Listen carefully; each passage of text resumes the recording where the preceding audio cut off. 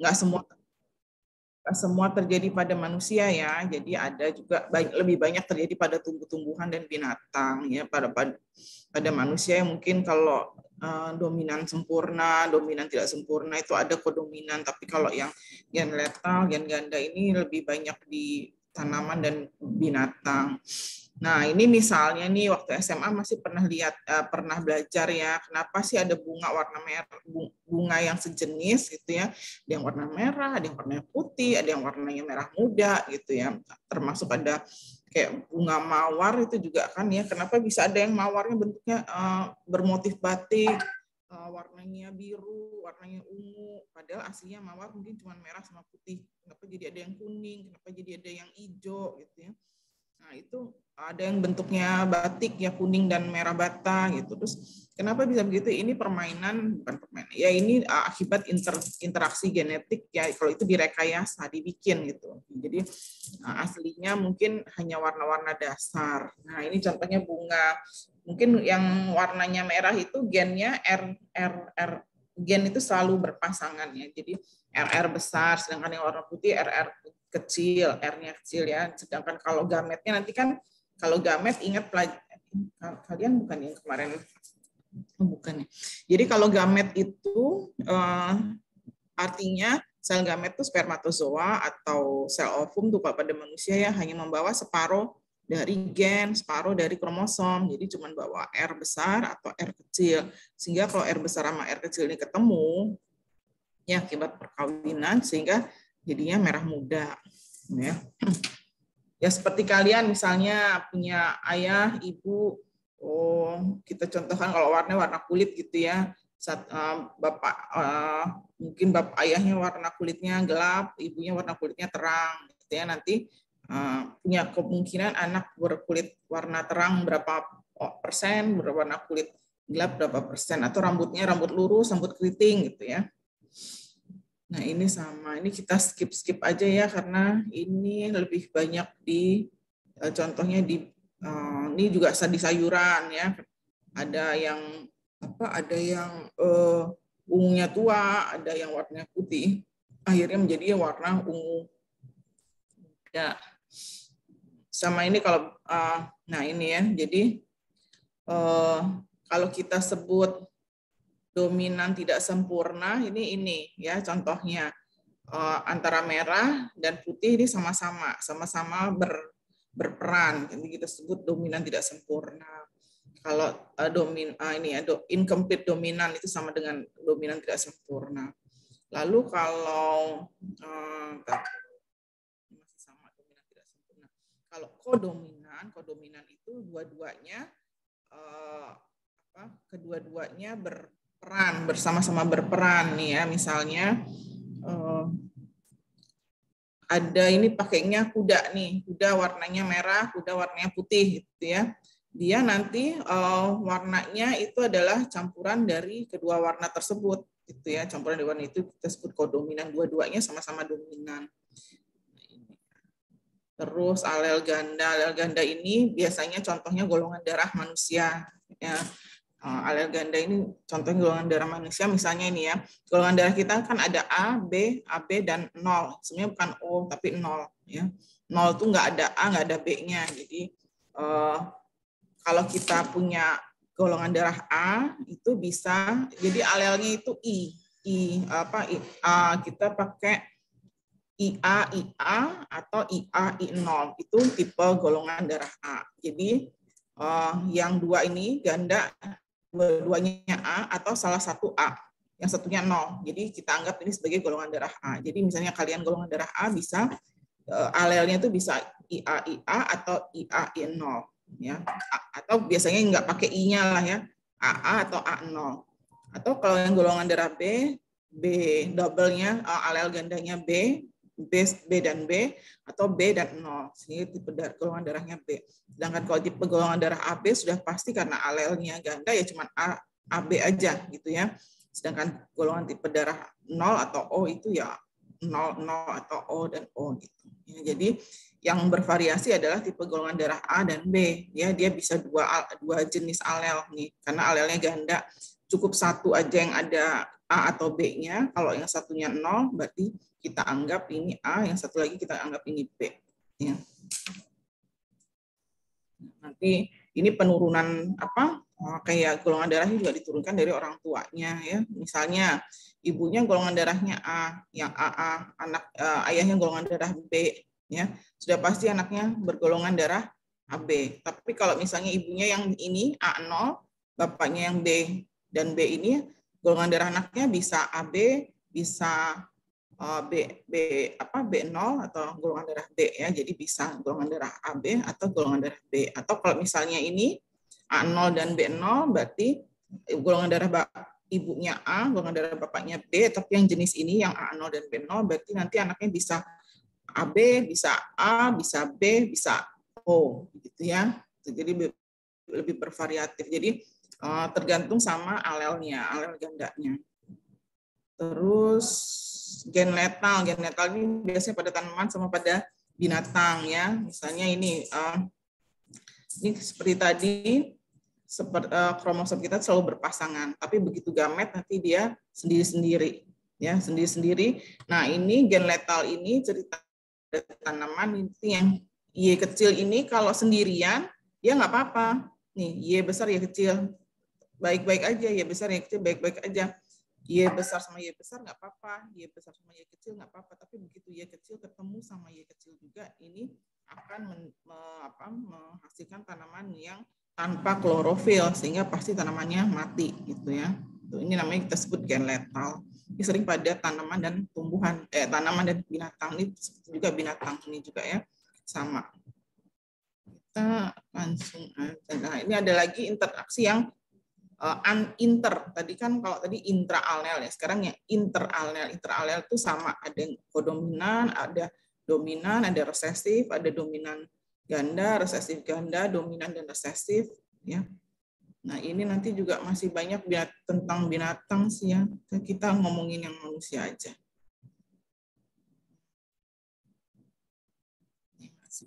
Tapi nggak apa-apa, nanti dibaca sendiri aja ini. Mengingat-ingat kuliah mata pelajaran waktu SMA. Ini kita masuk ke sini aja.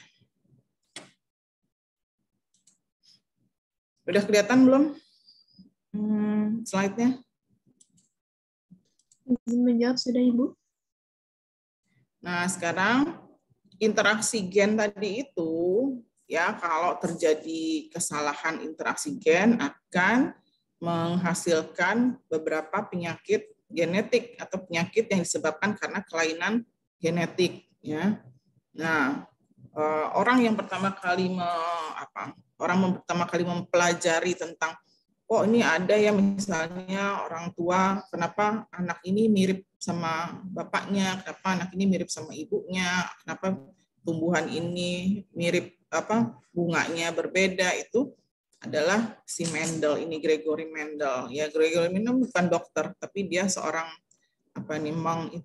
pastor gitu ya. Dia mempelajari tentang karakteristik yang di-inherited, diturunkan ya. Lalu hasil kerjanya Mendel ini dilanjutkan oleh Francis and James Watson, yang dia dan Watson inilah yang menemukan DNA, molekul DNA. Jadi inilah cikal bakal orang mempelajari tentang gen ya, virus ya, gennya dilihat sequencing gennya ini, ini yang Omicron, yang Delta, ini yang Alpha gitu ya. Nah, ini si Mendel ini adalah seorang pastor. Di tahun 1866 dia menemukan, dia penelitian pertamanya adalah pada tanaman kacang. Kenapa sih kacang? Mungkin waktu SMA pernah belajar biologi kan ya, ada yang misalnya kacang hijau bulat, kacang hijau kisut mengkerut, ada itu yang gitu. Mungkin masih ingat ya, saya udah lupa belajar SMA dunia. Jadi ini dia mempelajari kenapa sih tanaman kacang ini ada yang bijinya hijau, ada yang bijinya warna kuning, ada yang hijau tapi bulat, ada yang kuning bulat, ada yang hijau tapi kisut, ada yang kuning tapi kisut. Nah itu dari mana? Ternyata dia mempelajari ini, kenapa karakteristiknya berbeda-beda. Lalu dia mempelajari ternyata sifat atau penampakan suatu individu itu adalah diturunkan dari induknya, tuh ya. Nah, ini Franklin ini bersama Watson and Crick ya, tadi si Crick, Watson, terus sama Franklin ini dia menemukan struktur DNA ya. Nah, ini struktur DNA yang dibilang double helix ya. Ini mereka berdua terkenal, Watson and Crick ini adalah pasangan yang berhasil mengungkapkan dalam inti sel kita. Setiap sel, dalam sel kan ada inti sel ya. Di dalam inti sel ini ada ini DNA. Nah, DNA ini apa aja isinya nih? Adalah gen-gen yang menentukan sifat-sifat atau karakteristik yang diturunkan dari orang tua kepada anaknya. Nah, si Arthur Kornberg ini juga dia berhasil memproduksi DNA pada tabung reaksi gitu ya. Dia memperbanyak gitu. Gimana sih caranya supaya bisa dipelajari ya. Nah, ternyata dalam gen kita ini ada rumusnya ya. Ini adalah asam aminonya. Urasil, sitosin, adenin dan guanin ya. Ini sama. Jadi ini kalau U ketemu U, nanti ini ada asam aminonya, fenilalanin, serin, tirosin, sistein gitu ya. Ini semua kalau U-nya 3 itu asam amino yang dibentuk adalah fenilalanin. Kalau U-nya 2 gabung dengan C, fenilalanin juga. Kayak tadi ya, kayak yang golongan darah. Jadi ini tiga ini adalah asam amino yang terbentuk dari basa-basa yang ada di gen kita ya. Nah, ini penemu saintis berikutnya adalah McClintock ini. Dia menemukan tentang posisi kromosom ya. Nah, ini kemudian sekelompok saintis bisa DNA fingerprinting itu dia bisa menjabarkan gitu ya. DNA manusia itu dipetakan gitu. Kalau peta itu misalnya kayak atlas misalnya ini letaknya Sumatera di sini, Sumatera Utara, Sumatera Selatan, Sumatera Barat gitu ya, Jawa, Kalimantan. Nah, dia sekelompok saintis ini dia berhasil menjabarkan peta dari DNA atau gen manusia ya. Sehingga lama-lama bisa dicari kalau orang dengan penyakit ini dilihat gen mana sih yang berubah yang nggak sesuai sama peta gitu ya. Oh, dia nggak punya gen ini, oh, dia kelebihan gen tersebut sehingga timbullah penyakit ini. Jadi beberapa penyakit akhirnya ditemukan penyebabnya yaitu kelainan genetik ya, karena sudah berhasil dipetakan, dibikin peta, dibikin atlas dari gen manusia, DNA manusia ya. Nah, tahun 1990 itu udah mulai ada gen terapi gen. Jadi sekarang pun masih berkembang nih ya terapi gen ini untuk penyakit-penyakit yang sebenarnya bukan genetik, bukan karena genetik. Misalnya orang diabetes, gen yang membuat pankreasnya berfungsi menghasilkan insulin terganggu. Nah, itu yang nanti dimanipulasi, dibuat gennya untuk bisa memicu si pankreas ini untuk berfungsi gitu ya. Nah, ini kemudian saintis berikutnya ini juga dia dapat Nobel Prize-nya, dia juga sama. Dia mendiscover atau menemukan teknik PCR, polymerase chain reaction. PCR ini apa? Kalau sekarang kan sering tuh ya orang tes PCR, swab PCR. Apa sih PCR itu? PCR itu kita memperbanyak DNA. Jadi misalnya kita ngambil nih, kalau yang contohnya kalau COVID ya, di swab itu diambil, kan terambil tuh si virusnya. Tapi virus itu kan nanomolekul ya, jadi nggak kelihatan. Itu ada berapa banyak. Jadi si virus ini kan adalah makhluk yang cuma isinya DNA, jadi dia nggak lengkap seperti sel bakteri gitu. Jadi dia cuma isi DNA. Supaya dia nampak si virus ini, DNA-nya diperbanyak nih dengan mesin PCR. Jadi misalnya dibikin jadi di-amplify, diperbanyak menjadi 1000 kali muncul, baru terlihat terbaca, oh iya nih ada virusnya gitu ya. Nah kemudian ini ada nih. Nah DNA testing ini juga digunakan banyak hal, nggak cuma untuk apa namanya pengobatan ya, nggak cuma untuk terapi. DNA testing ini juga akhirnya digunakan untuk pembuktian kriminal. Ini pertama kali digunakan pada kasus di tahun 1995 O.J. Simpson. O.J. Simpson ini kalau kamu browsing terkenal, O.J. Simpson tuh pemain basket atau pemainnya olahragawan. Nah ini pokoknya dia atlet terkenal, kaya raya. Kemudian istrinya mati. Menurut dia itu kecelakaan atau dibunuh orang. Ternyata setelah lewat DNA testing yang diambil di tubuh jenazahnya itu korbannya ini banyak sama tadi ya dengan PCR diperbanyak gitu ya, di swab di berbagai tubuh korban banyak dicocokkan sama DNA-nya si O.J. Simpson ini cocok. Jadi terbukti bahwa O.J. Simpson inilah yang membunuh istrinya sendiri. Nah, kemudian ada nih tahun 97 yang mungkin belum pada lahir. Tahun 97 ini juga saintis tuh para ilmuwan ini berhasil membuat ini si Dolly. Dolly itu adalah kambing atau domba yang diciptakan dari ngambil DNA DNA induknya, dibentuk jadi individu bisa, tapi ternyata namanya ciptaan manusia ya, jadi ini nggak normal seperti si induknya. Si Dolly ini hanya, jadi misalnya induknya umurnya udah 4 tahun gitu ya, begitu dia si Dolly ini diambil DNA-nya, di-create menjadi domba baru gitu ya. Domba yang baru lahir ini usianya dihitung sama dengan usia domba sama induknya. Jadi mempunyai penyakit yang sama dan nggak sempurna, sehingga ini cuma berhasil hidup sebentar kalau nggak salah si Dolly the sheep ini, domba yang bernama Dolly ini ya. Jadi hasil cloning. Nah mungkin kalau film-film zaman sekarang suka ada cloning, orang di cloning ini mengklon, menggandakan ya. Jadi cuma diambil DNA-nya, dibentuk individu baru yang sama persis karena DNA-nya cuma dari sini, nggak ada.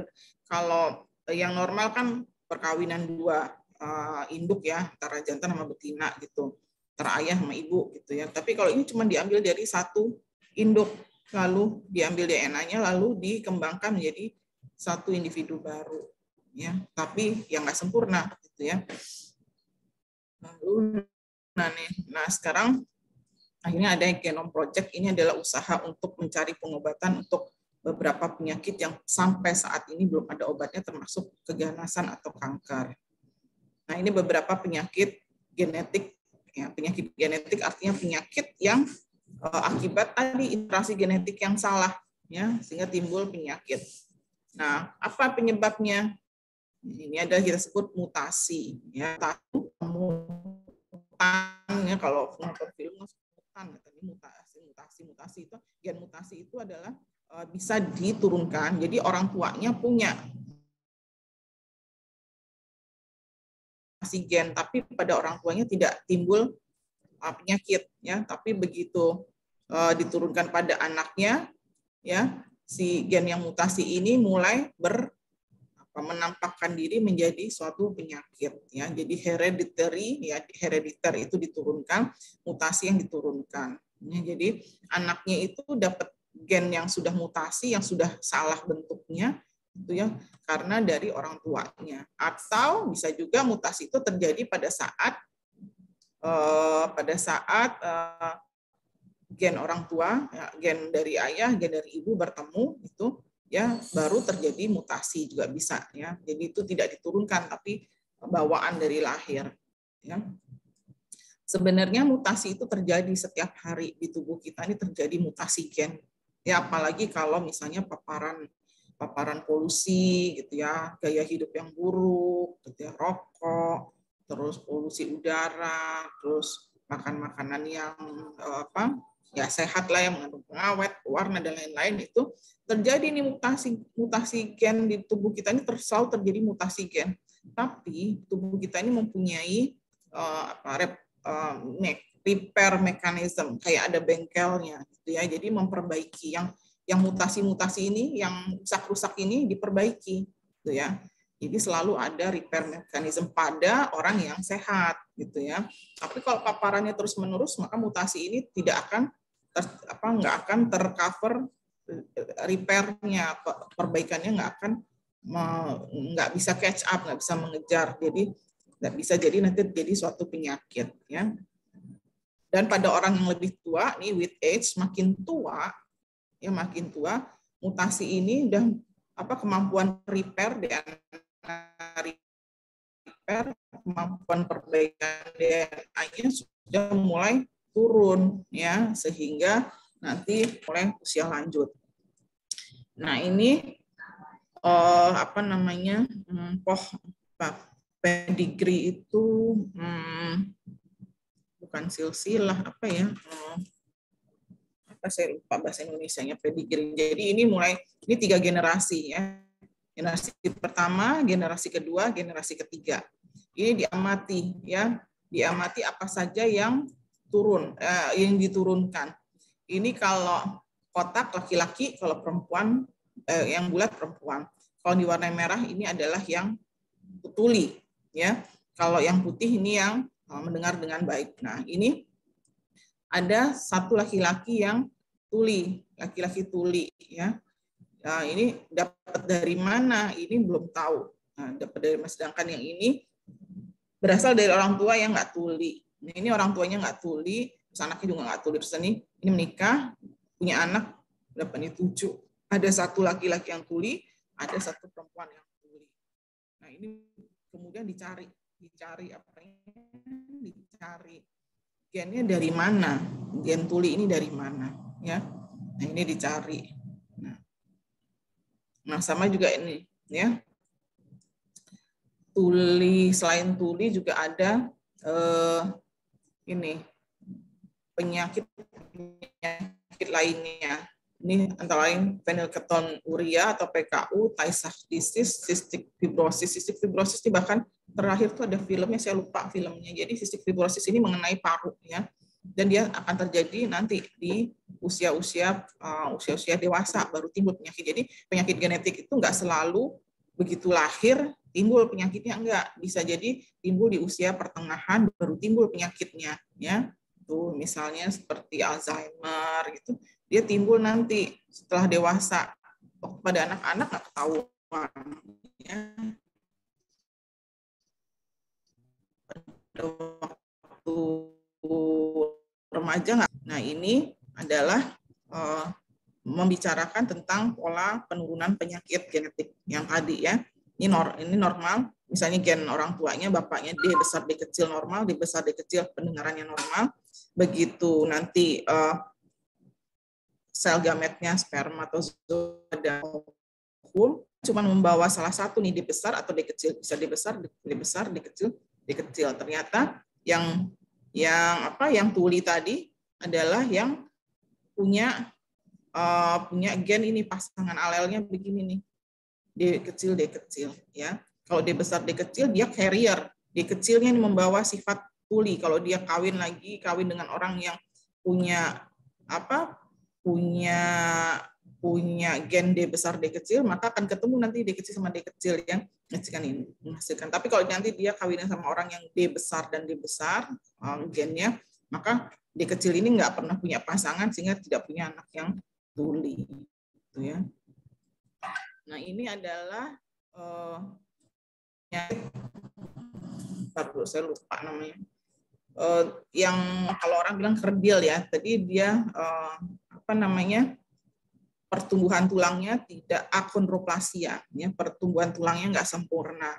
Jadi dia tulang-tulangnya itu cepat, ujung-ujung tulang panjang itu cepat menutup gitu, sehingga nggak bisa tumbuh panjang, sehingga orangnya akan pendek ya, atau kerdil atau apa cebol gitu ya.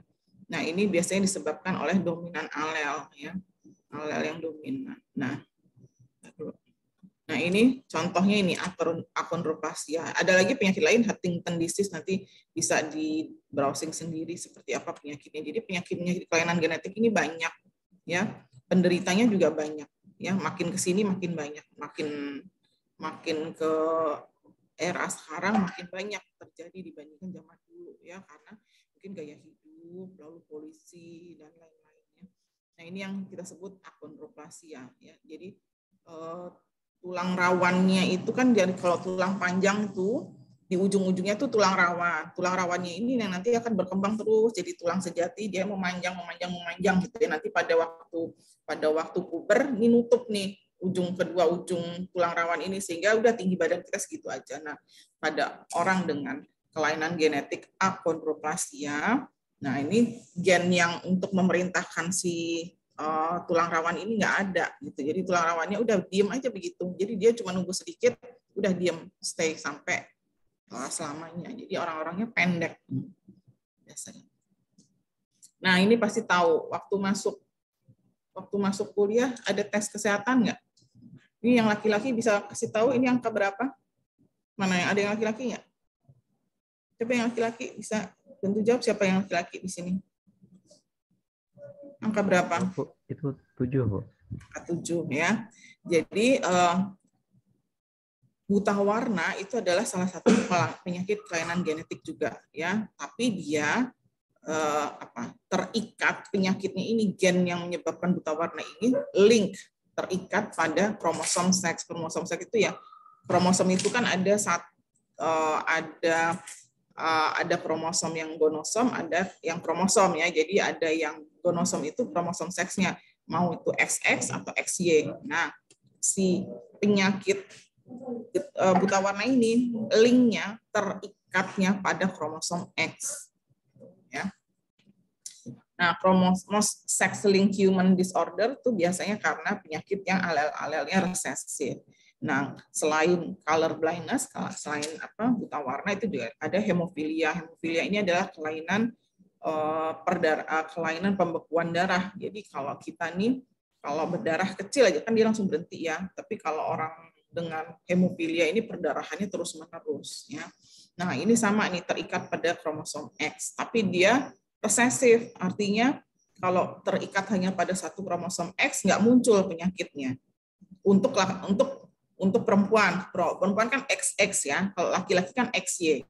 Kalau untuk perempuan dia cuman kena satu X, itu dia nggak muncul penyakitnya, nggak color blindness, nggak hemofilia ya. Sedangkan kalau pada laki-laki, karena dia X-nya cuma satu, XY, begitu dia kena satu X-nya, ya udah pasti timbul nih penyakit hemofilia dan color blindness. Maka penyakit hemofilia dan color blindness ini paling banyak pada laki-laki dibandingkan pada perempuan. Ya. Nah, ini if male receive a single X-linked recessive, apabila seorang laki-laki menerima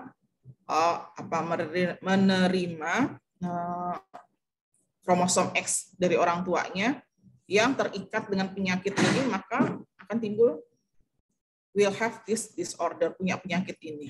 Ya. Jadi kalau seorang perempuan, sel telurnya itu membawa 2 kromosom, X dan X.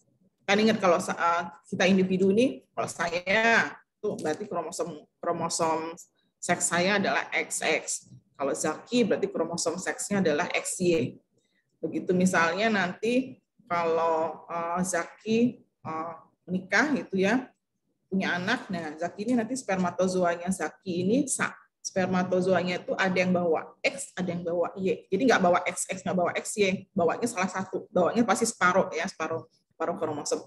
Spermatozoanya ada yang membawa X, ada yang membawa Y. Kalau perempuan, nanti istrinya Zaki, sel telurnya itu, semua sel telur membawa kromosom X.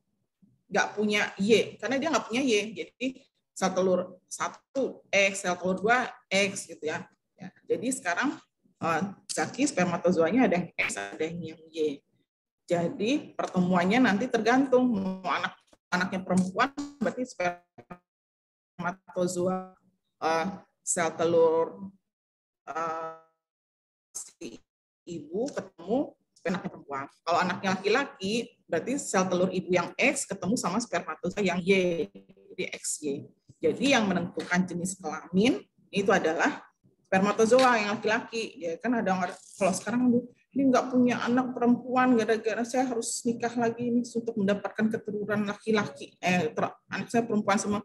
Itu salah. Yang menentukan laki atau perempuan adalah spermatozoa, karena hanya spermatozoa yang membawa kromosom Y. Kalau perempuan, sel telurnya pasti bawa kromosom hanya X gitu ya. Jadi itu ilmu sudah membuktikan bahwa alasan cerai aja nggak punya anak laki-laki itu salahnya yang laki-laki gitu ya.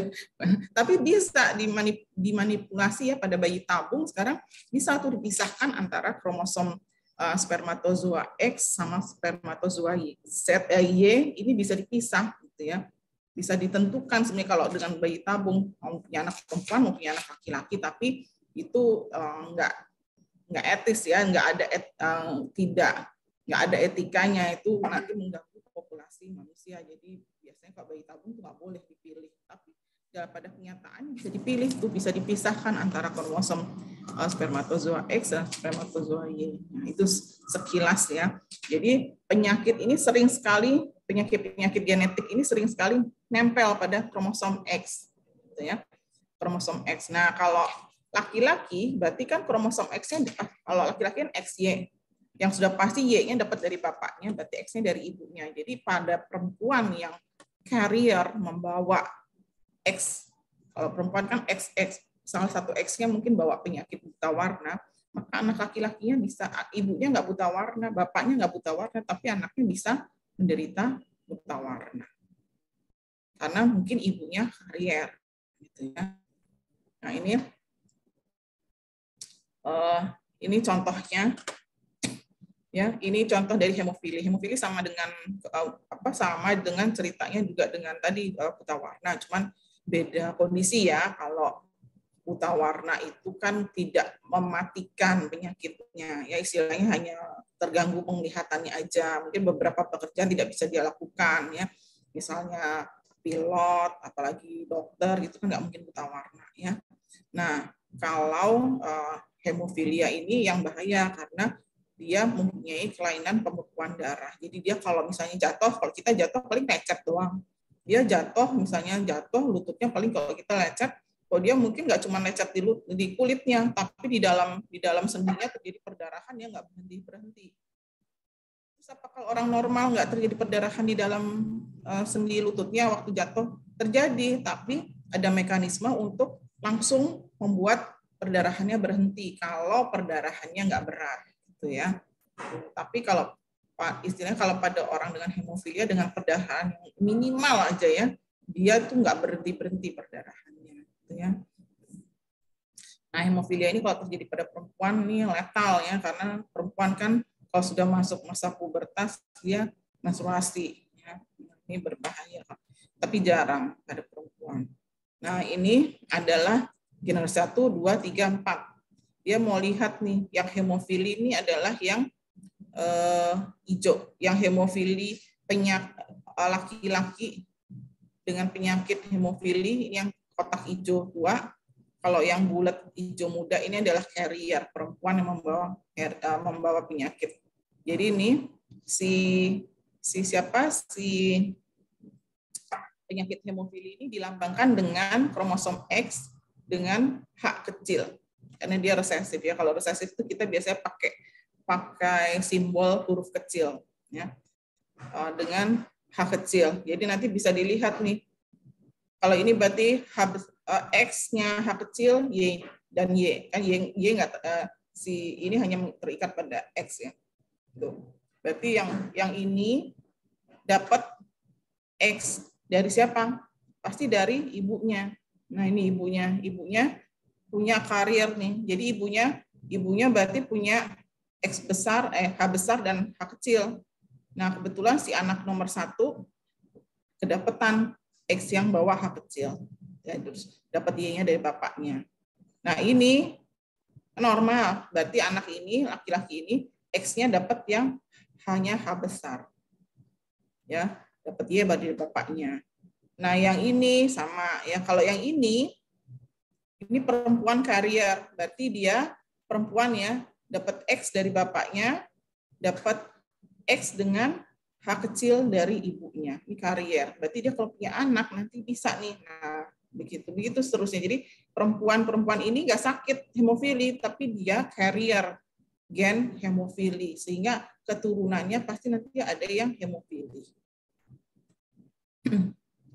Ini yang jelas-jelas dia hemofili, ya, menikah dengan perempuan yang normal, ya. Nah, kalau gen hemofili berarti dia hanya diturunkan pada anak perempuan. Kalau bapaknya bawa penyakit, berarti hanya diturunkan pada anak perempuan, ya. Karena nanti kan X-nya dia, ya, berarti anaknya pasti perempuan yang dapat. Terus, jadi penyakit-penyakit ini akan diturunkan, ya. Tapi nggak selalu muncul ya, seperti ini nih, misalnya nih generasi pertama anaknya hemofili normal carrier. Bisa jadi ini nggak muncul ya, yang muncul misalnya anaknya cuma 2, yang muncul cuma ini. Atau anaknya 2 munculnya yang ini ya, yang laki hemofili sama laki normal gitu ya. Jadi ini adalah gambaran kalau anaknya 4. Bisa jadi anaknya 4 pun ini nggak muncul ya. Bisa laki normal, perempuan carrier. Bisa. Jadi namanya apa? Kayak orang lempar dadu gitu ya. Atau mana yang akan ketemu nih, kapan keluarnya si X H kecil spermatozoa yang membawa X H kecil ini, ya, X yang mengandung gen hemofilia. Jadi seperti orang main dadu, nggak selalu keluar gitu ya. Untung-untungan takdir. Tapi ini bisa digambarkan dengan peta, ya, bahwa yang mana yang punya karier gitu ya. Nah, ini penyakit hemofilia itu ditemukan pertama kali dulu di Eropa Timur, di kerajaan-kerajaan di Rusia, ya. Jadi kalau di sana itu, kalau orang zaman dahulu, mungkin seperti di Indonesia juga ya, zaman-zaman kerajaan, menikahnya itu hanya dengan saudara-saudaranya, ya, sesama royal family atau sesama ningrat gitu ya. Padahal kalau dengan cerita ini kalau saudara-saudaraan dekat, dia pasti punya penyakit yang hampir sama di gennya ya. Jadi menikahnya dengan orang-orang dekatnya, itu dengan sepupu gitu ya. Nah, ini penyakit-penyakit genetik itu akan lebih orang-orang yang menikah dengan keluarga dekat itu punya resiko menurunkan penyakit genetik apabila dia carrier ya. Kalau dia sama-sama sehat ya nggak apa-apa gitu. Apabila punya carrier dalam gen yang mengandung penyakit ada penyakit genetik, itu kemungkinan lebih besar menderita penyakit genetik yang diturunkan secara genetik ya. Nah, ini sama nih ya. Keluarga ini sama nih. Jadi ini Queen Victoria ini carrier. Anaknya kebetulan yang laki-laki normal. Nah, anak yang perempuan carrier. Ini anaknya 1 perempuan carrier. Terus kawin nih dengan laki-laki normal. Punya anak perempuan 1 carrier lagi. Ya, kawinlah dengan si King Nicholas ini si Tsar ya, kalau di Rusia itu gelarnya bukan King tapi Tsar. Nah, ini punya, tapi begitu nikah punya anak laki-laki dengan gen hemofilia ya. Jadi ini diturunkan nih ya, si sifat karier ini diturunkan terus pada anak perempuannya. Begitu anak perempuannya nikah punya anak laki-laki, keluarlah pas dilempar dadu ternyata hasil perkawinan ini yang ketemu sama sel X-nya hemofilia ini adalah Y ya. Jadi XY. Jadi X-nya yang keluar adalah X yang mengandung gen hemofilia tadi, yang H kecil tadi ya. Itulah penyakit. Nah, tadi nih seperti udah dipelajari tadi sebelumnya ada kodominans, ada multiple allele, pleiotropi, nggak usah dipelajari lah. Pokoknya intinya ya variasi baik itu fenotip kita nih, kulit, warna kulit, terus bentuk hidung. Oh, hidung saya minimalis nih, mirip ibu saya, doa almarhum bapak saya kayak orang Arab, hidungnya mancung. Jadi saya seperti dilahirkan di keluarga yang salah gitu. Adik saya laki-laki semuanya hidungnya mancung-mancung kayak Arab. Cuman saya sendiri yang kayak bukan orang Arab. Bapak saya, eyang dari bapak saya juga mukanya muka Arab semua. Jadi semua muka saya Indonesia sekali gitu ya. Dari ibu saya. Jadi gitu ya. Jadi kulitnya ternyata kulitnya gelap kulit ayah saya, karena ayah saya itu orangnya kulitnya hitam gitu ya, Arab-Arab yang mukanya itu. Ibu saya orang Jawa, jadi kulitnya lebih terang. Jadi saya mengikuti pada kulit ibu saya. Oh, rambutnya keriting, ibu saya rambutnya lurus, saya rambutnya lurus. Jadi itu semua adalah variasi dari ketemunya gen-gen tadi gitu ya. Nah ini adalah kromosom yang ada di dalam sel inti sel ya. Kromosom yang ada di inti sel itu selalu terbelah waktu mau membentuk sel gamet, baik spermatozoa maupun sel telur, itu mereka selalu bawa separuh dari kromosom. Ingat, cuma separuh. Kenapa separuh? Nanti separuhnya lagi dapat dari pasangannya gitu ya. Misalnya saya kromosomnya kan 46 ya. Kalau manusia itu 46. 23 dari ibu, 23 dari bapak, nanti ketemu. Bayangin kalau nggak si spermatozoa dapat bawanya 46, si sel telur bawanya tetap 46. Begitu digabung jadi berapa tuh? 92. Bukan jadi manusia, jadi gajah kali ya. Jadi bawanya paruh-paruh biar supaya si manusia ini selalu mempunyai jumlah kromosom yang sama. Ya, jadi cuma separuh dari ibu, separuh dari bapak, ketemu lah.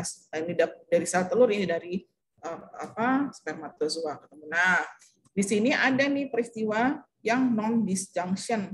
Jadi begitu waktu mau berpisah, dia nggak mau pisah, ya, dia nempel di sini sehingga nanti jumlah yang satu cuman segini kromosomnya. Nanti ini kan membelah dua nih sel telur, selnya ini akan membelah dua, ya. Ini cuman bawa dua, ini banyak, gitu ya. Nah, harusnya seperti ini nih, ya, terpisah gitu ya. Gamet itu akan cuman bawa satu, ya. Nah, ini bisa juga terjadi di meiosis 2. Ini mungkin nanti pelajaran meiosis, mitosis ini ada sama Dr. Maria atau nih pisah-pisah ya. Nanti di sini pisah-pisah lagi nih, tapi ini nggak mau pisah. Sehingga nanti nih ada yang nggak normal nih bentuknya. Ini 3, ini 1, padahal harusnya normalnya 2 dan 2 gitu ya. N ini N-nya plus 1, N-nya kurang 1. Nah, itu yang terjadi pada Down syndrome. Banyak ya Down syndrome ini ya. Sekarang di Indonesia juga banyak nih penyakit genetik terbanyak sepertinya Down syndrome ini ya. Di luar negeri, di sini. Nah, Down syndrome ini biasanya selalu disertai dengan keterbelakangan mental. Tapi keterbelakangan mentalnya itu bervariasi. Ada yang derajatnya berat, ada yang derajatnya ringan. Bahkan orang-orang dengan Down syndrome-nya ada yang jadi bintang film ya, jadi aktor. Kalau di Amerika tuh jadi aktor, jadi fotomodel, jadi pragawati. Fotomodel ada, laki dan perempuan ada. Coba kalau kamu buka YouTube ya tentang Down syndrome, itu begitu banyak. Mungkin kalau di luar negeri itu keterbelakangan mental itu di embrace gitu ya, diterima dengan baik sehingga mereka bisa berkembang, beda sama di Indonesia. Nah, udah ini. Nah, pada Down syndrome ini kromosom nomor 21-nya ada 3. Harusnya kromosom itu selalu berpasangan dua gitu ya. Ada 3 kelebihan. Ya. Jadi kromosom itu kalau berlebihan ini mengakibatkan gangguan pada ini kemampuan kognitifnya, jadi mengganggu mentalnya ya. Nih. Ini kalau dijembreng ya, dijembreng. Kromosom kita ini seperti ini ya. 1, 2, 3, 4, 5 sampai 22, lalu yang sepasang adalah kromosom gonosom atau seks ya. Ini X dan X nih. Nah, ini lihat nih, harusnya 22 dia bertiga. Yang bertiga ini akan menyebabkan penyakit Down syndrome tadi atau kita sebut trisomi 21. Trisomi ya, jadi ada 3. Karena apa tadi? Kelainan. Nah ini non disjunction dia nggak mau pisah gitu ya, nggak mau pisah waktu. Nah ini sehingga mengakibatkan ada salah satu kromosom berlebihan. Nah ini punya tipikal muka yang sama, mau rasnya apa aja, orang Indonesia, orang Afrika itu sama ya, matanya berjauhan, hidungnya pesek gitu ya, lalu matanya lebih turun, telinganya lidahnya lebih besar, terus biasanya perawakannya pendek, tapi nggak semua, jadi tergantung derajatnya, ada juga yang tinggi ya. Nih, ini adalah gejala-gejala penampakan yang bisa dilihat ya, flatten nose, jadi hidungnya pesek ya, mulutnya kecil, karena mulutnya kecil, lidahnya kayak gede, jadi kalau ngomong suka cadel. Ya, padahal bukan karena lidahnya besar, tapi karena mulutnya kecil. Itu lehernya lebih pendek, jari-jarinya lebih buntak-buntak, gitu ya, pendek-pendek. Ya. Terus dia otot-ototnya lemah, tapi jangan salah, Down syndrome-nya ada juga yang jadi atlet, ya, karena dilatih. Ya, muscle tone-nya, tonus ototnya lebih rendah. Terusnya sendi-sendinya lebih longgar, gitu ya. Jadi biasanya ini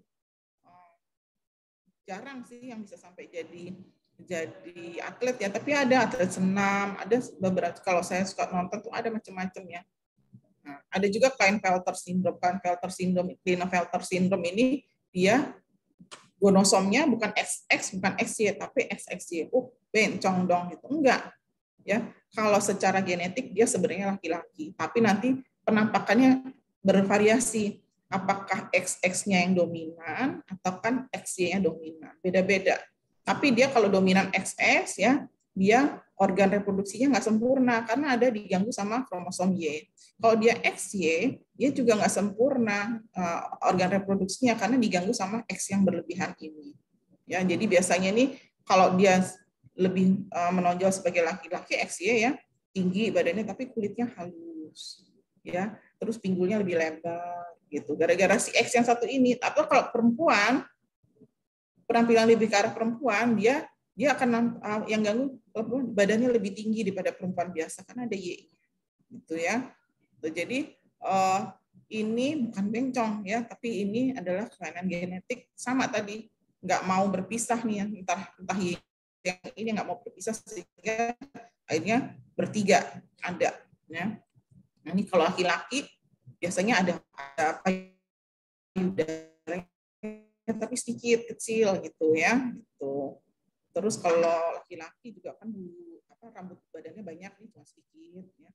Nah biasanya XXY ini dia infertil ya, nggak subur karena baik Y maupun X yang berlebih ini akan mengganggu ya, tapi dia nggak ada retardasi, nggak kayak tadi kalau Down syndrome kan retardasi. Nah ini XXY.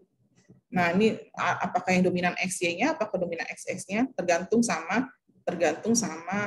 orang tuanya membesarkan. Biasanya nanti karena penisnya kecil nggak kelihatan, dibesarkan sebagai perempuan. Ya, dibesarkan sebagai perempuan. Ya, ini kasusnya banyak juga. Nah ini lain-lain ya, ini sama-sama Klinefelter syndrome. Ini lebih kelihatan seperti perempuan, ya. Lihat ada mamenya, mame itu payudara, terus penisnya kecil nggak kelihatan, terus pinggulnya besar, ya. Ya ini lebih kelihatan pada laki-laki, seperti laki-laki penisnya besar ada, tapi dia punya payudara, terus pinggulnya ya ngebentuk nih pinggulnya ya. Ini lebih kelihatan sebagai laki-laki juga ya. Mame payudaranya lebih kecil, penisnya normal gitu ya. Tapi badannya biasanya tinggi laki-laki. Tinggi gitu ya. Nah, kalau yang begini-gini ini biasanya nanti dibesarkan sebagai perempuan ya dia perempuan. Begini-gini ya dibesarkan sebagai laki-laki gitu ya. Ya ini adalah apa yang bisa terjadi ya. Jadi bisa ada payudaranya bisa ada yang dari besar sampai yang cuma kecil gitu ya. Ini ada yang testis sama penisnya kecil sampai nggak kelihatan atau normal. Nah, wide hips, pinggulnya lebar. Ininya dadanya nggak bidang. Ya. Terus biasanya nggak berbulu gitu. Kalau sebagai laki-laki dia nggak berbulu, nggak punya jenggot, nggak punya kumis. Terus badannya tuh nggak banyak bulu-bulu rambut di sekujur badan gitu ya. Kalau dia laki-laki ya. Gitu. Kalau ada pun sedikit. Gitu. Nah biasanya kalau perempuan tapi jarinya panjang-panjang kayak laki-laki. Terus tinggi. Jadi Nah, sekarang ada Turner syndrome. Turner syndrome itu dia X doang, nggak ada temennya, nggak XX, nggak XY, X doang satu. Ini biasanya tetap jadi perempuan ya, tapi dengan penampakan yang seperti jadi organ reproduksinya nggak sempurna, ya nggak ada retardasi mental, tapi dia perempuan, cuma nanti badannya pendek, nggak infertil ya karena organ reproduksinya nggak sempurna, lalu lehernya pendek, macam-macam nih ya, short stature, badannya pendek. Ada lagi sickle cell anemia. Ini sel darah merahnya ini bentuknya bulan sabit begini. Nah, karena bulan sabit jadi sel darah merahnya mudah pecah ya. Biasanya ini suka mengalami anemia ya. Sickle cell ini dulunya di Afrika saja, tapi karena migrasi kita cepat ya dengan alat transportasi yang lengkap, jadi dia mudah terjadi penyebaran kelainan genetik yang kita sebut sickle cell anemia atau anemia bulan sabit ya. Ada cystic fibrosis, saya lupa nih ada filmnya kemarin, film Hollywood ya, itu dibikin tentang penyakit cystic fibrosis. Saya lupa judul penyakitnya apa ya. Judul filmnya apa, itu bagus, film drama ya. Sama ini juga. Jadi di kromosom nomor 7, ingat tadi kromosom ada nomor 1 sampai 22 ya. Kromosom nomor 7 ini ada yang hilang, delesi. Ada basa-basa yang UCGA tadi, ada yang hilang 3 biji, cuma 3 biji doang hilang. Tapi pengaruhnya adalah karena di kromosom 7 dan yang hilang itu adalah gen yang membuat paru-paru kita ini berfungsi normal. Ya. Nah, karena itu biasanya nanti dia begitu dia agak besar, paru-parunya mulai mengalami kerusakan dengan sendirinya. Bukan karena COVID, bukan karena penyakit-penyakit. Dengan sendirinya makin rusak, biasanya cystic fibrosis ini nggak bisa bertahan hidup lama, mesti meninggal pada usia muda. Ada Tay-Sachs disease. Kalau Tay-Sachs disease ini mengenai sistem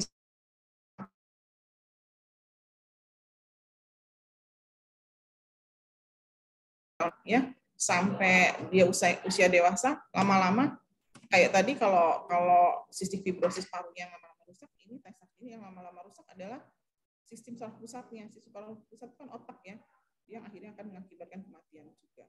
Dulu-dulu tuh hanya pada orang Yahudi atau Eropa Timur, tapi seperti tadi saya bilang karena migrasi kita tuh luar biasa dengan alat transportasi yang dimudahkan, sehingga penyakit ini akhirnya orang Rusia kawin sama orang Afrika tadi yang harusnya anemia sel sabit cuma di sana, bawaannya orang Afrika kawin sama orang Indonesia atau kawin sama orang Asia, akhirnya penyakit ini udah nggak berdasarkan ras lagi gitu. Oh, kalau dia Eropa Timur tuh pasti hemofili. Oh, kalau Afrika tuh pasti anemia bulan sabit, enggak. Jadi sekarang udah mendunia karena udah kawin campur tuh banyak ya.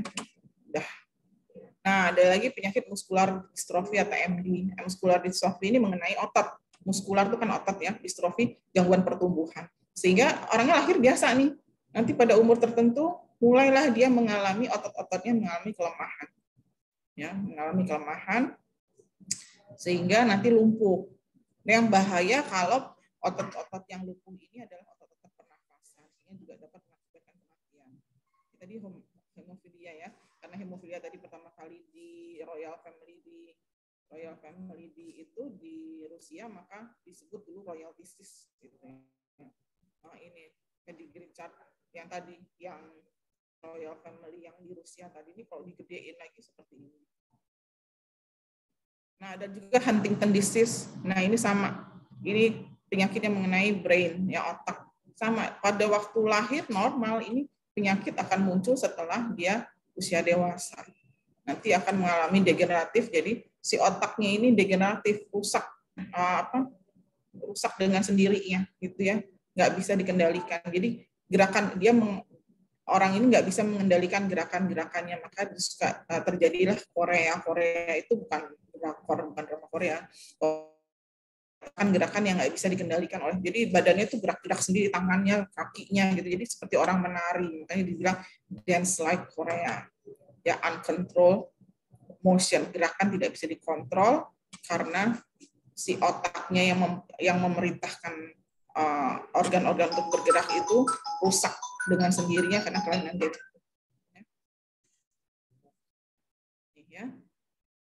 initial symptom, gejala awalnya timbul di usia 30 sampai 50. Ya, bisa juga di usia 20. Ya. Nah, kematian biasanya timbul 12 tahun setelah gejala pertama timbul. Kalau timbulnya di usia 30 berarti sekitar 40 tahunan dia biasanya meninggal ya. Otaknya lama-lama rusak ya. Gejala awalnya itu Korea ini, gerakan-gerakan tidak terkontrol. Nah, ini tadi ya sama ini laki-laki X-nya normal, X normal, penampakan normal ya. Bisa jadi nanti ada yang terkena. Tapi dari mana? Dari gennya. Huntington ini ya, Huntington ini adalah gen yang terkena adalah gen yang rusak yang tidak bisa menghasilkan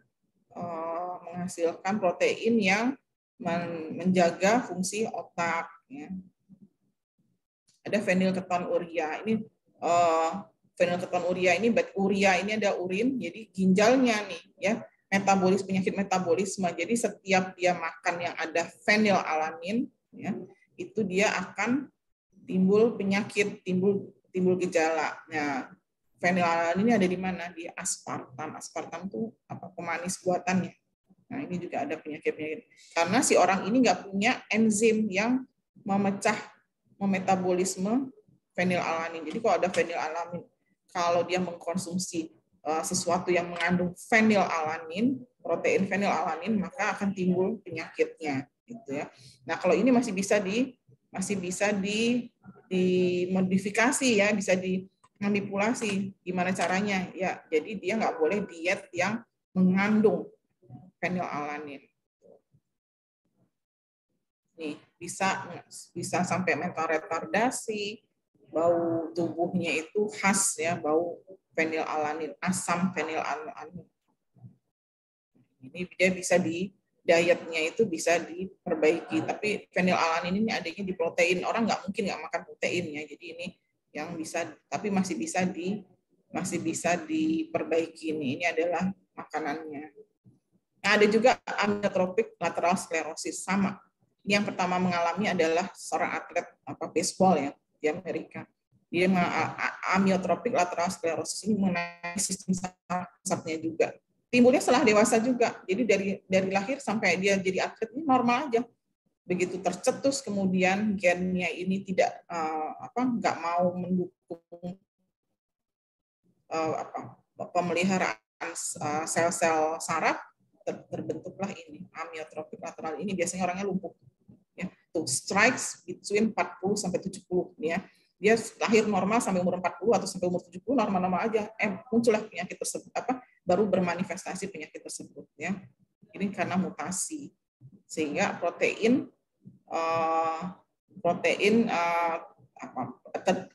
terbentuk protein yang toksik terhadap sel-sel motoriknya. Jadi dia biasanya weakness ya, lemas, terus habis itu lumpuh. Yang bahaya nanti biasanya kalau kena otot pernafasan. Ada lagi penyakit lainnya, ini nggak usah dihafal. Ini juga ini penyakit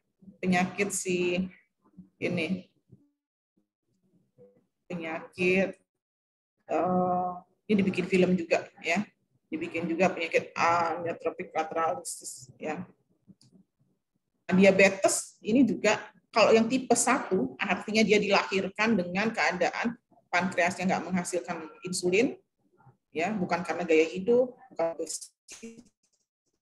karena kontrol, tapi karena dari lahir pankreasnya nggak berfungsi. Ini juga diturunkan dari genetik tadi, udah mutasi ya. Gen ini sama kalau coba yang laki-laki Zaki, ini yang keberapa yang A? Yang keberapa Zaki? Ya, yang ini yang B? B 45. Yang D? 26. Yang C? Gambar itu ya, Bu? Ya, ada angka ya. Iya. Jadi bisa ini buta warna itu macam-macam jenisnya ya. Nanti ada buta warna yang nggak bisa lihat angka ini sama sekali, yang di D ini ada yang cuma bisa lihat angka 2, ada yang bisa cuma lihat angka 6. Atau misalnya di sini yang A ini dia melihat yang ini bukan 2 tapi sebagai angka 7. Yang ini bukan 9 tapi sebagai angka 0 gitu ya. Jadi buta warna itu macam-macam jenisnya. Ini apa, Zaki?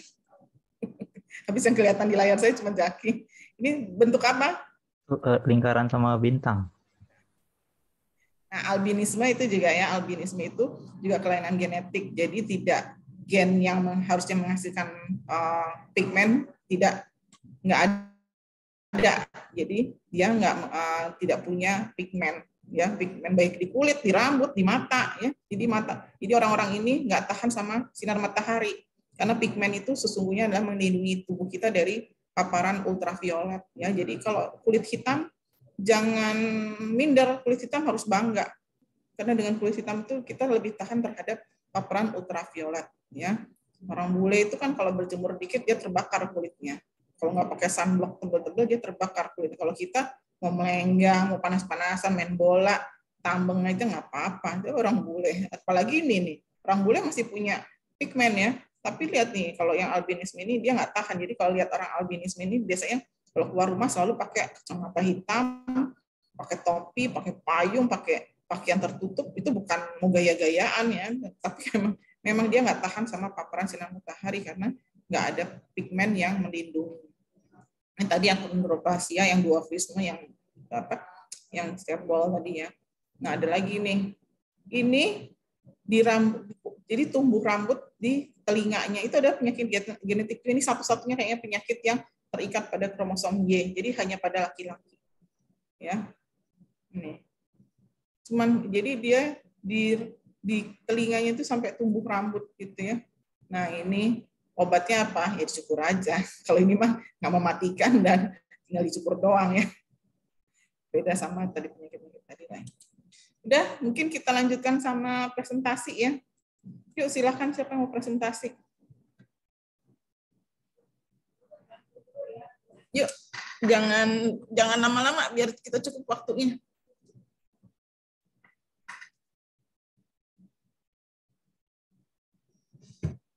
Yuk, siapa?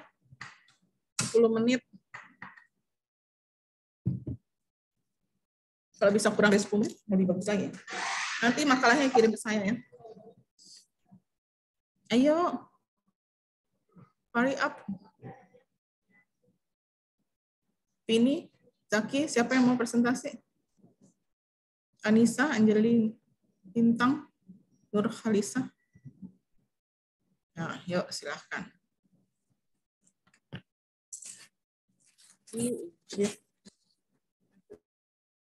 Beliin.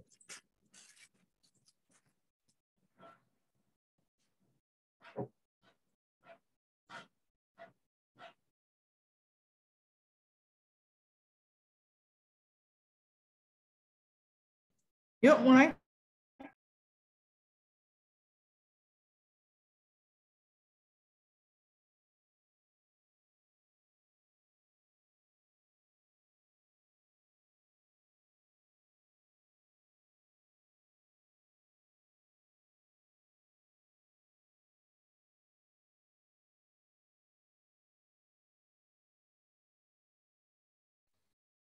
Baik, Assalamualaikum warahmatullahi wabarakatuh. Selamat pagi untuk kita semua.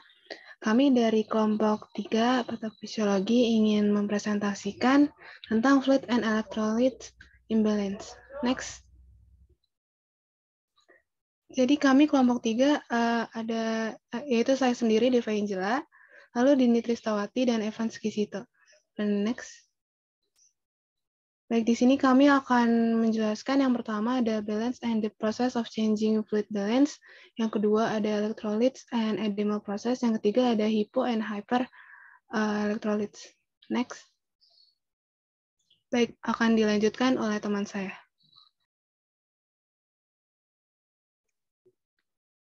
Yang pertama adalah balance and the process of changing fluid balance. Next.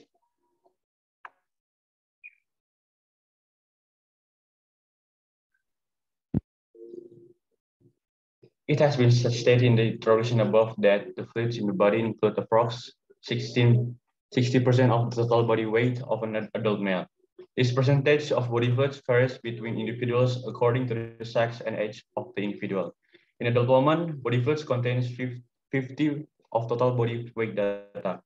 In infants and children, this percentage is relatively higher larger and adults and the elderly.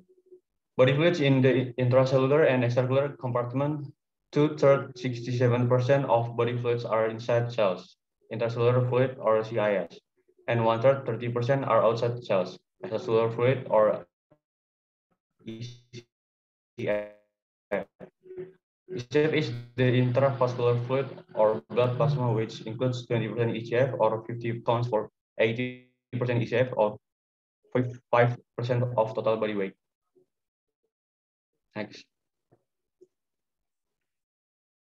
Mechanism of fluid and electrolyte balance. Under normal condition, body fluids are stable in their respective floods. If change occur, the body has control of regulatory system that works to defend it. The regulation mechanism is carried out in two ways, namely, one, osmolar control. This control mechanism is dominant and effective in regulating extracellular fluid volume. Happens via hypothalamic pituitary ADH osmoreceptor system. B, renin-angiotensin-aldosterone system. 2 is known as molar control. This control mechanism includes the following ways. A, stress-stressor reflex, and B, baroreceptor reflex. Baik, selanjutnya akan dilanjutkan oleh saya. Boleh di next? Ya, jadi yang pertama ini ada pengertian dari elektrolit. Elektrolit sendiri itu adalah zat yang berdisosiasi dalam cairan yang dibagi menjadi ion positif atau kation dan ion negatif atau anion. Kation utama dari cairan ekstraseluler adalah Na+, sedangkan kation utama dalam cairan intraseluler adalah kamin. Elektrolit utama dalam ruang ekstraseluler adalah natrium dan klorida, sedangkan elektrolit utama intraseluler adalah kalium dan fosfat. Next. Selanjutnya ada the composition of the electrolytes. Yang pertama ini ada sodium atau natrium. Ini adalah elektrolit utama cairan ekstraseluler dalam kondisi normalnya, konsentrasinya antara 135 sampai 145. Nah, ini tuh biasanya ada pada makanan seperti sosis, kecap, keju, kayak gitu ya. Dan untuk fungsinya sendiri, yang pertama ini bisa mengatur volume cairan dalam tubuh. Yang kedua, berpartisipasi dalam pembentukan dan transmisi ion saraf. Nah, yang kedua ini ada potasium atau kalium. Potasium atau kalium ini adalah elektrolit utama cairan intraseluler. Keadaan normalnya, konsentrasi kalium dalam plasma itu dipertahankan antara 3,5 sampai dengan 5. Biasanya ini ada pada sayuran seperti brokoli, kentang, dan buah-buahan seperti pisang, jeruk, sama kiwi. Fungsi dari kalium sendiri ini adalah pengatur utama aktivitas enzim seluler. Yang selanjutnya yang ketiga ini ada kalsium. Kalsium ini adalah elektrolit yang paling melimpah di dalam tubuh. Biasanya kalsium ini tuh ada pada susu, keju, kayak gitu. Nah, kalau fungsi kalsium sendiri itu peran pentingnya sebagai katalisator dalam kontraksi otot. Yang kedua, bertindak sebagai katalis untuk aktivitas beberapa bahan kimia di tubuh, sama untuk memperkuat tulang dan gigi. Nah, selanjutnya boleh di next. Yang keempat ini ada magnesium. Magnesium adalah intraseluler yang hadir dalam sel-sel jaringan jantung, tulang, saraf, dan otot. Biasanya nih kalau untuk magnesium sendiri itu ada pada sayuran kayak kacang tanah, ikan, biji-bijian, kacang merah. Nah, fungsi dari magnesium itu untuk metabolisme karbohidrat dan protein, terus untuk mensintesis protein dan DNA, sama mempertahankan kalium intraseluler. Selanjutnya yang kelima ini ada klorid atau klorida. Jadi kalau klorid atau klorida ini adalah anion utama dalam ekstraseluler dan hadir dalam jumlah besar dalam darah, cairan getah bening, dan dalam jumlah kecil intraseluler. Fungsi klorida sendiri itu yang pertama untuk mempertahankan tekanan osmotik darah. Yang kedua sebagai bahan pembentuk asam lambung, sama yang ketiga berperan dalam keseimbangan asam basa. Nah, selanjutnya yang keenam ini ada bikarbonat atau HCO3. Bikarbonat atau HCO3 ini adalah buffer alkalin utama dalam tubuh. Fungsinya itu untuk menjaga keseimbangan asam basa, gitu. Nah, sekarang yang ketujuh ini ada fosfat atau PO4. Itu adalah ion fosfat adalah anion intraseluler yang paling limpah. fungsinya sendiri, kalau dari fosfat ini, yaitu menjaga keseimbangan asam basa juga. Terus yang kedua, efektif beberapa vitamin B kayak membantu meningkatkan aktivitas saraf dan otot. Gitu. Oke, selanjutnya boleh di next. Selanjutnya ada edema. Boleh di next. Definition edema. Jadi pengertian dari edema sendiri itu adalah suatu kondisi pembengkakan jaringan tubuh akibat penumpukan cairan. Nah, dan edema ini juga merupakan tanda kebocoran jaringan tubuh melalui dinding pembuluh darah. Edema paru ini terjadi ketika lebih banyak cairan yang disaring oleh dinding mikrovaskuler daripada yang dapat dikeluarkan. Terus juga adanya penumpukan cairan ini akan berakibat serius pada fungsi paru-paru karena pertukaran gasnya itu nggak mungkin terjadi ketika alveoli penuh dengan cairan. Selanjutnya boleh di next. Selanjutnya ada edema proses atau proses edema. Jadi proses terjadinya edema itu melalui 3 tahap. Yaitu yang pertama, pada kondisi ini tuh terjadi peningkatan jumlah cairan dan koloid di ruang interstisial yang berasal dari kapiler paru. Soalnya di endotel kapiler paru mulai melebar itu karena peningkatan tekanan hidrostatik atau efek zat beracun. Dan meskipun filtrasinya sudah meningkat, tetapi tidak ada peningkatan cairan di ruang interstisial. Nah, sekarang yang kedua. Yang kedua ini kapasitas limfatiknya untuk mengalirkan itu kelebihan cairan yang telah membatasi batas sehingga cairan itu mulai terkumpul di satu ruang interstisial ini dan mengelilingi bronkiolus dan pembuluh darah paru. Nah, kalau misalkan cairannya ini terus meningkat, maka itu bisa menyebabkan membran alveolusnya menyempit. Nah, selanjutnya yang ketiga, ini tahap peningkatan filtrasi cairan dan tekanan di ruang interstisial dan selubung peribronkovaskular itu lebih tinggi, menghasilkan saut yang ketat antara sel-sel epitel. Nih, boleh minta tolong di next. Ya, selanjutnya akan saya lanjutkan itu ada hypo and hyper electrolytes. Boleh next. Jadi di sini penamaan pada ketidakseimbangan elektrolit itu yang pertama ada hiper, itu yang artinya lebih, dan hipo itu yang artinya kurang. Misalnya contohnya itu pada hiponatremia itu artinya kadar natrium yang rendah, dan hipernatremia itu artinya kadar natrium yang tinggi. Boleh next? Oh ya, udah. Selanjutnya di sini ada natrium. Natrium itu mengatur tekanan osmotik dan volume cairan tubuh. Natrium ini paling banyak terdapat di dalam cairan ekstraseluler.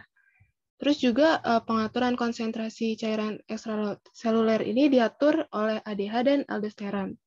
Natrium nggak hanya bergerak masuk dan keluar dari tubuh, tapi juga mengatur keseimbangan cairan. Natrium ini diekskresikan oleh ginjal, tapi juga dapat dikeluarkan melalui feses, keringat, dan juga air mata.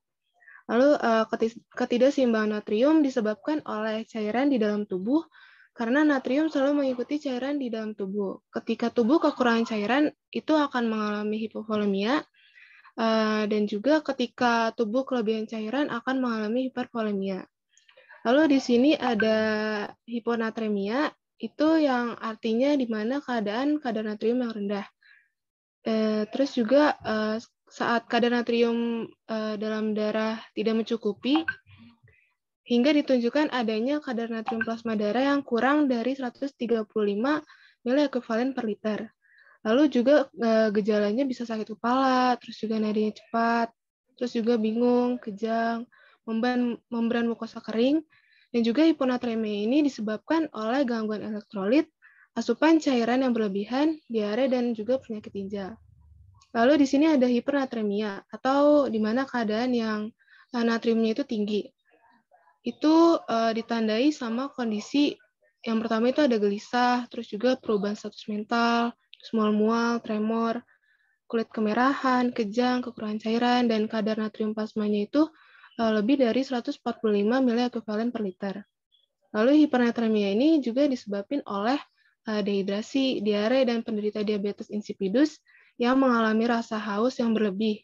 Jadi ginjalnya itu nggak bisa nyimpan cairan lagi. Jadi akan ada keinginan untuk buang air kecil terus-menerus. Jadi next.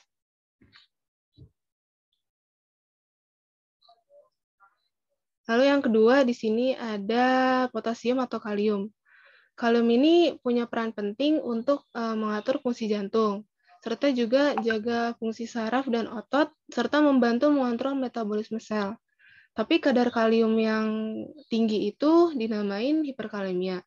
Lalu kadar kalium rendah itu hipokalemia. Dan dari kedua ini punya gejala dan resikonya masing-masing. Kayaknya habis waktunya ya, udah 10 menit. Masih pada berapa slide? Masih banyak, Bu. Ini aja deh. Apanya? PPT-nya sama kamu bikin makalah nggak? Bikin, Bu. Makalah sama PPT-nya dikirim ke saya, nanti di email aja. Terus berikut pertanyaan dan jawabannya ya. Iya, baik, Bu. Pertanyaannya ditulis, siapa yang nanya ya. Kalau jawaban kan berarti dijawab oleh kelompok. Iya, Bu. Ya udah. Yang berikutnya deh.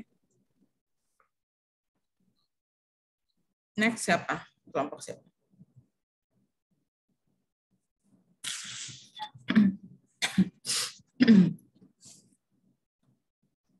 Ntar saya kasih alamat emailnya nanti ya lewat WA. Iya, Bu, baik, Bu. Jadi PPT sama makalah, lalu di dalam makalah itu ada lembar terakhirnya tanya jawabnya. Yang tanya siapa, pertanyaannya apa, jawabannya apa.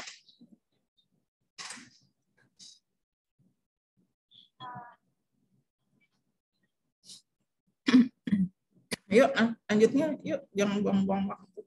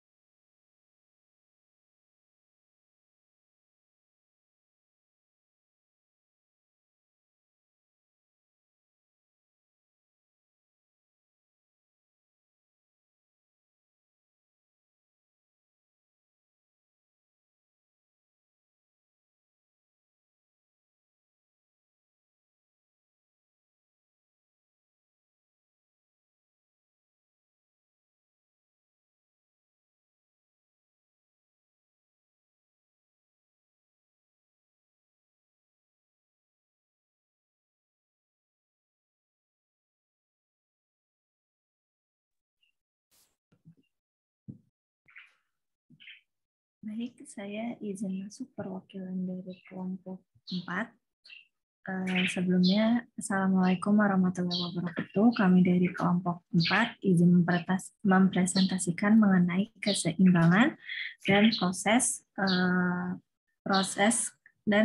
dari elektrolit asam perubahan elektrolit asam dan basa, asidosis dan alkalosis. Bisa di next.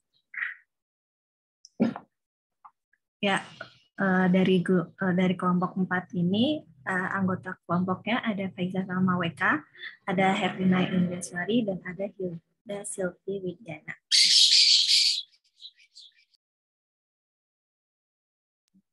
Untuk dalam presentasi kali ini, dari kelompok 4 akan mempresentasikan mengenai keseimbangan asam basa, proses dan pengaturan perubahan elektrolit asam dan basa, dan asidosis dan alkalosis. Bisa di next.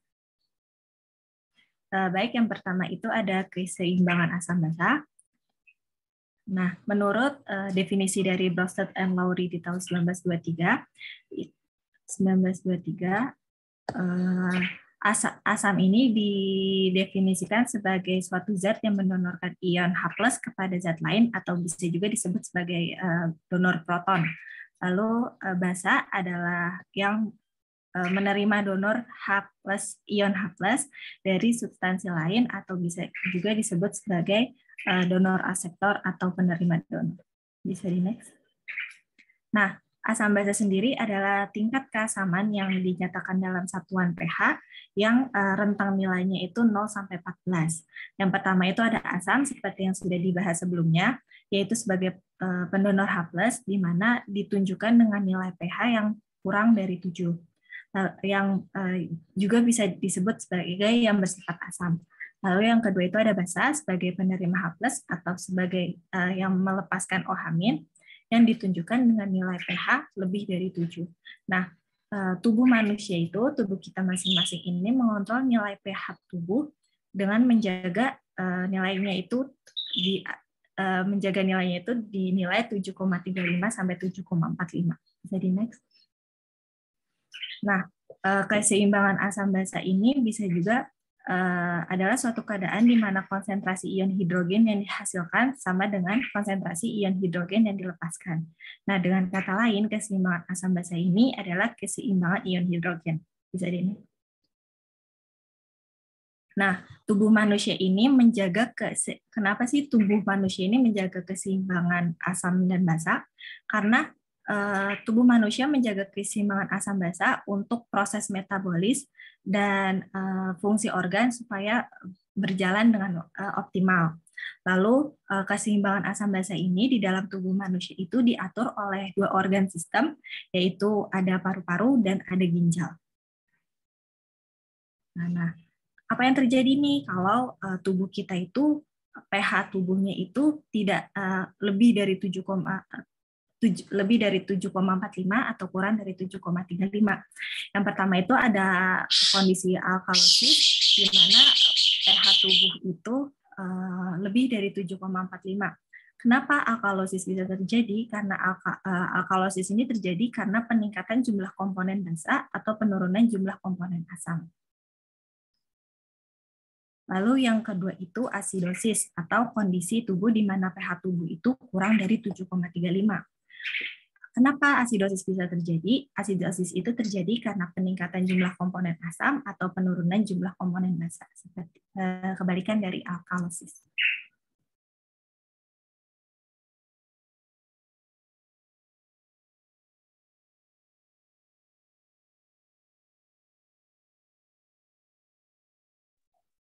Baik, selanjutnya ada process and settings of electrolyte acid-base change.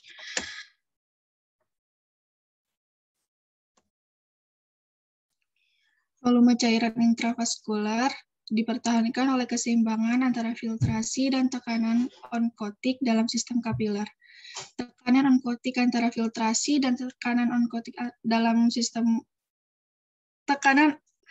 onkotik ditentukan oleh albumin. Misalnya pada sindrom nefrotik, ketika protein menurun, tekanan onkotik intravaskular menurun dan volume cairan interstisial meningkat. Akibatnya terjadi edema ringan. Untuk edema prosesnya itu, pertamanya ada pengertian dari edema sendiri. Edema itu merupakan pembengkakan yang terjadi akibat penimbunan cairan yang berlebihan pada ruang jaringan dan rongga serosa. Edema merupakan akumulasi kelebihan cairan di jaringan tubuh. Kalau secara general, edema itu berarti akumulasi kelebihan cairan di antara jaringan atau rongga tubuh. Secara garis besar, cairan edema ini dapat dikelompokkan menjadi edema inflamasi atau eksudat dan edema non-inflamasi atau transudat. Nah, kalau eksudat ini timbul selama proses inflamasi dan memiliki berat jenis sebesar lebih dari 1,20. Kalau transudat ini memiliki berat jenis yang lebih rendah, kurang dari 1,15 dan mengandung protein.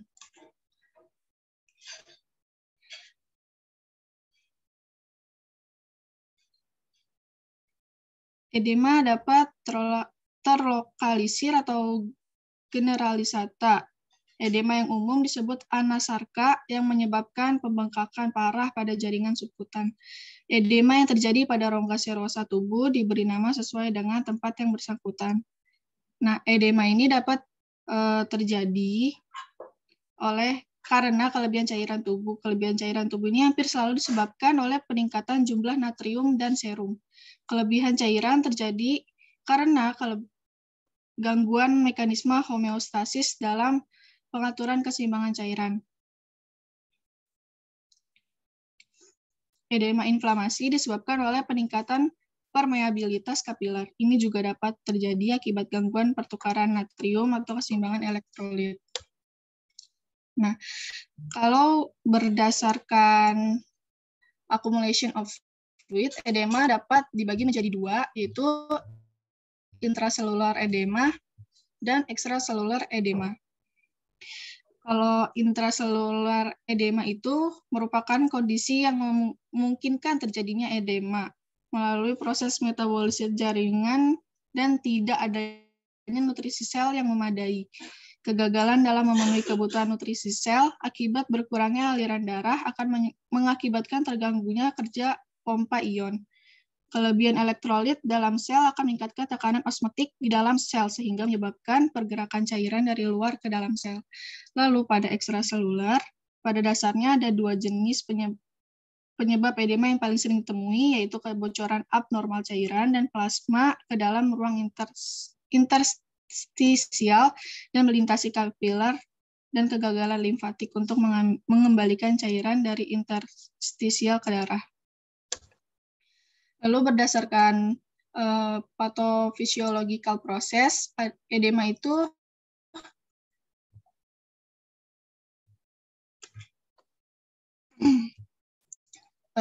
divided according to its cause. Itu penurunan konsentrasi protein plasma, misalnya pada pasien gagal ginjal, penyakit hati, luka bakar, dan malnutrisi. Peningkatan permeabilitas dinding kapiler, misalnya kerusakan jaringan dan alergi RX. Peningkatan tekanan vena, misalnya gagal jantung, kongestif, dan kehamilan. Udah habis waktunya juga ya. Udah gantian kelompok satu lagi, kan kita harus selesai jam 9.40 ya. Yuk, kelompok selanjutnya sama ya, kelompok yang tadi, yang barusan, PPT, makalah, sama pertanyaan dan jawaban di halaman belakang makalahnya tuh dicantumkan siapa yang nanya, lalu cantumkan jawabannya. Oke, yuk next.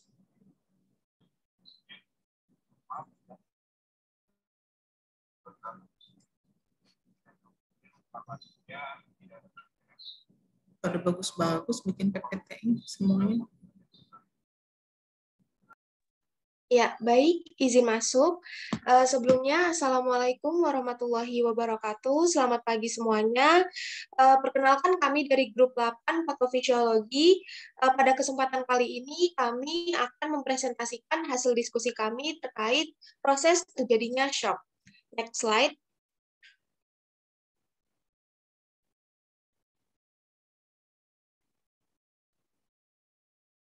Oke.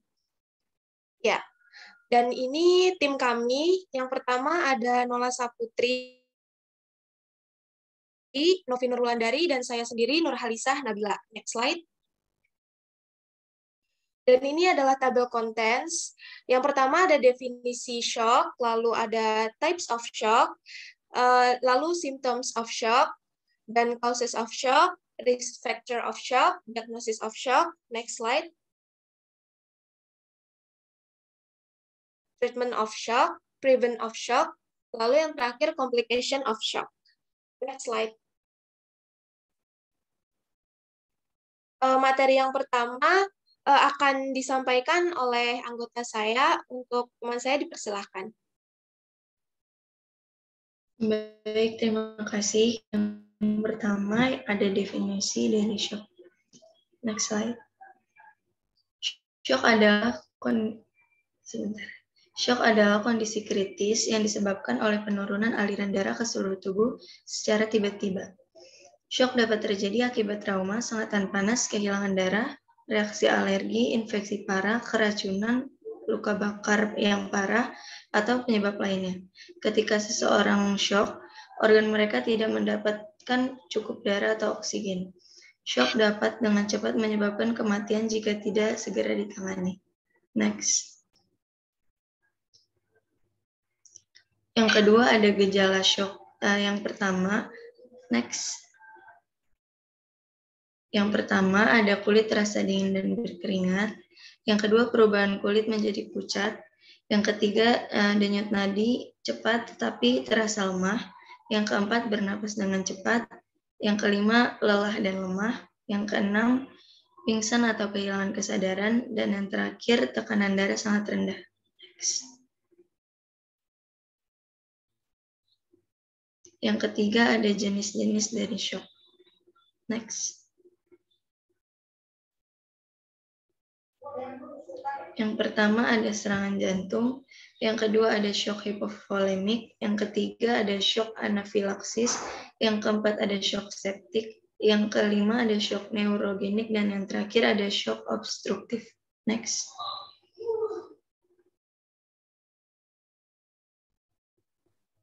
Yang selanjutnya yaitu causes of shock. Next slide.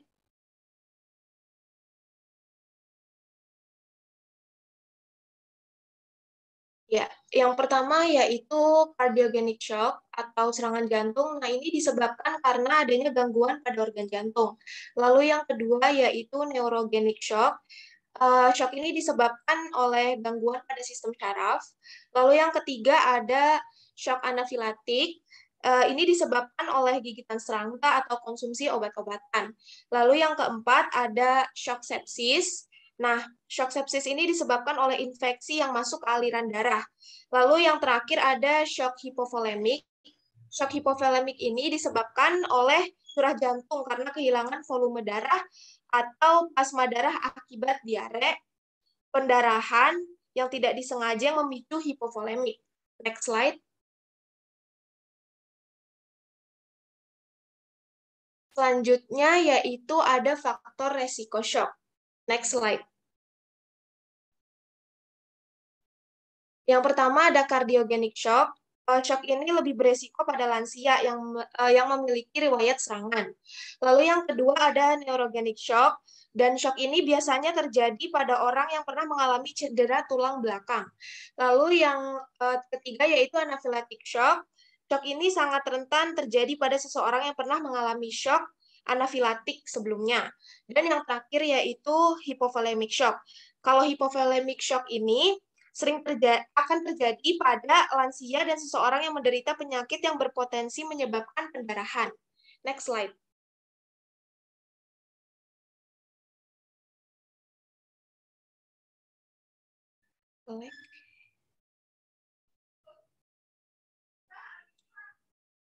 Nah, lalu selanjutnya ada cara untuk mendiagnosis si penyakit shock ini. Next slide.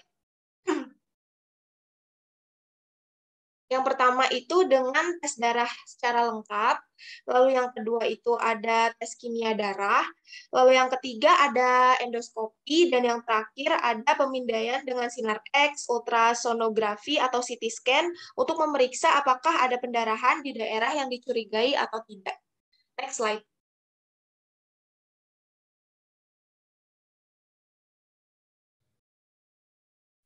Baik, selanjutnya ada treatment of shock. Bisa tolong di next.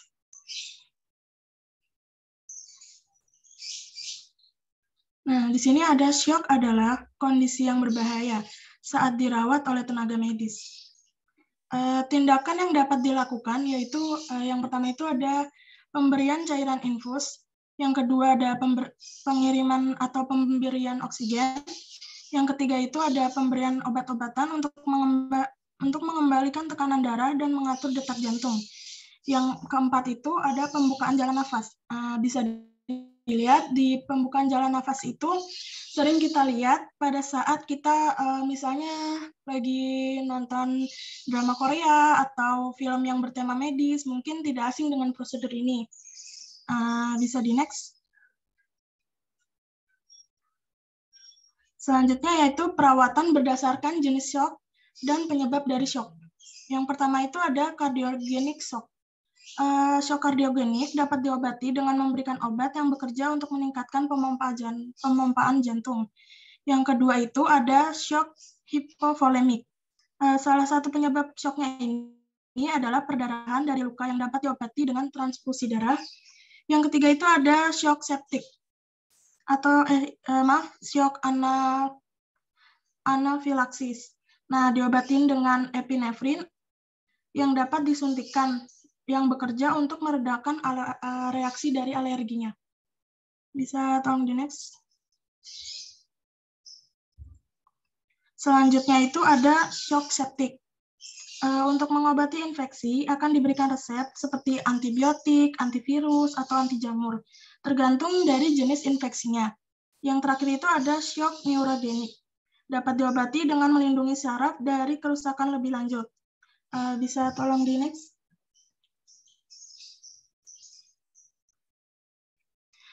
Di sini ada complication of shock.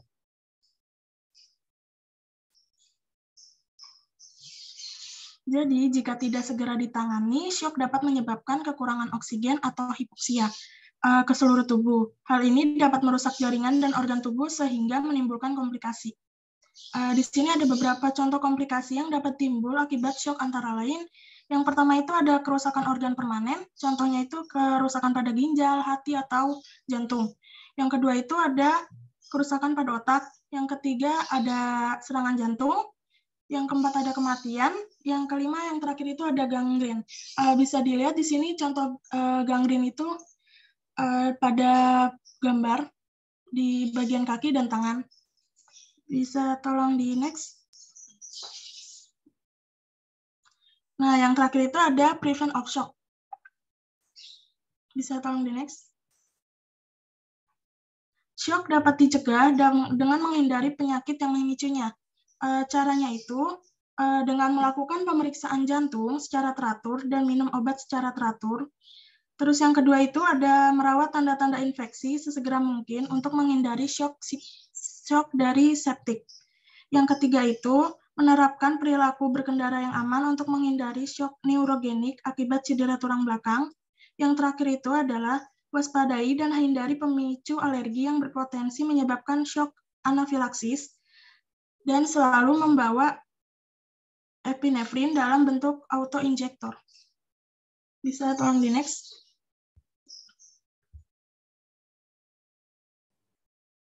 Ya, baik, selanjutnya yaitu kesimpulan.